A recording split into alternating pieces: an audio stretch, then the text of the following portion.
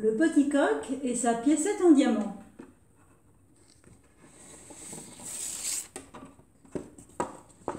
Il était une fois une femme très pauvre qui possédait un petit coq. Un jour, alors que le petit coq farfouillait par-ci, qu'il gratouillait par-là, dans les détritus, il trouva une petite piécette de monnaie tout en diamant. Par là passait l'empereur de Turquie.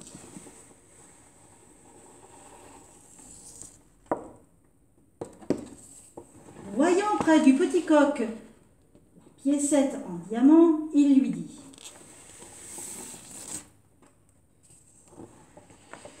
Petit coq, ta piécette en diamant, donne-la-moi. Ah non alors, elle est pour ma pauvre maîtresse. Mais l'empereur de Turquie lui prit de force la piécette, la rapporta chez lui et la plaça dans sa chambre au trésor.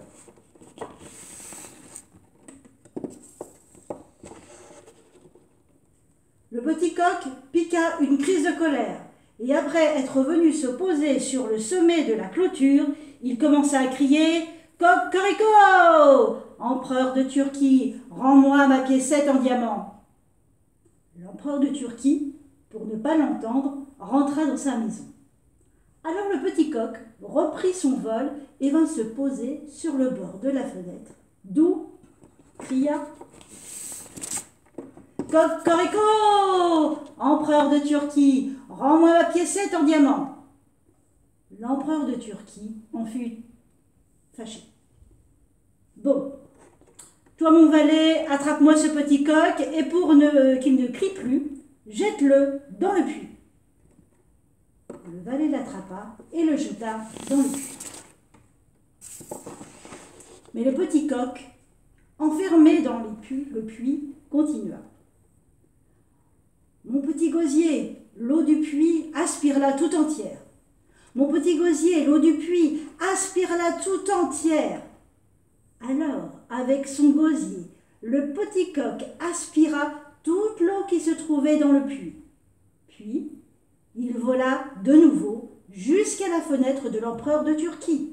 « Cocorico! Empereur de Turquie, rends-moi ma piécette en diamant. » Alors, l'empereur de Turquie demanda une fois encore à son valet: « Bon, toi, mon valet, attrape-moi ce petit coq et jette-le dans le four rempli de flammes. » Le valet, une fois encore, attrapa le petit coq et le jeta dans le four.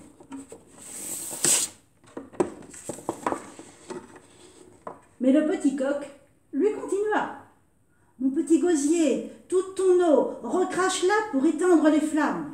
Mon petit gosier, toute ton eau, recrache-la pour éteindre les flammes. » Alors, avec son gosier, le petit coq recracha toute son eau et les flammes s'éteignirent. Une fois encore, le petit coq s'envola jusqu'à la fenêtre. « Cocorico! Empereur de Turquie, rends-moi ma piécette en diamant. » L'empereur de Turquie fut pris d'une colère encore plus forte. « Bon, toi, mon valet, attrape-moi ce petit coq et jette-le dans la guêpière pour que les guêpes le piquent très fort partout. » Le valet jeta le petit coq dans la guêpière.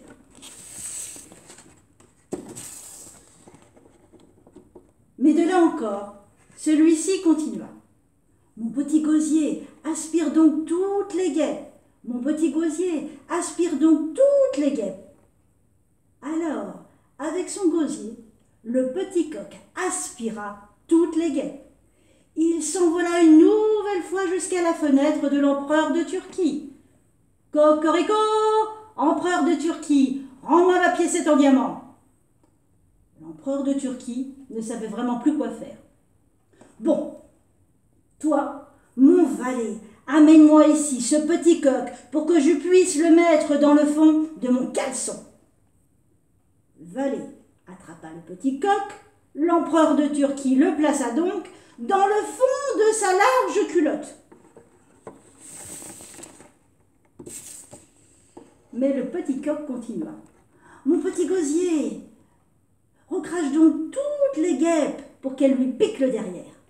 Mon petit gosier, recrache donc toutes les guêpes pour qu'elles lui piquent le derrière.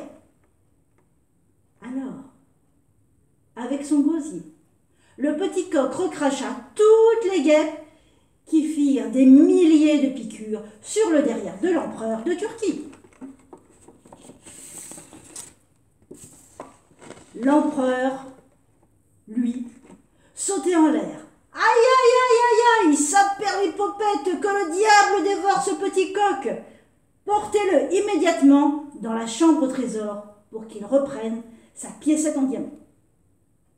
On porta le petit coq jusqu'à la chambre au trésor, et là, il entama le même refrain. Mon petit gosier, aspire donc tout l'argent qui est là. Mon petit gosier, aspire donc tout l'argent qui est là. Alors, avec son gosier, le petit coq aspira les 3 cuves remplies d'argent qui appartenaient à l'empereur de Turquie. Il ramena ensuite cet argent jusqu'à la maison et le donna à sa maîtresse. Depuis, sa maîtresse est devenue riche et elle a pu vivre heureuse jusqu'à la fin de sa vie.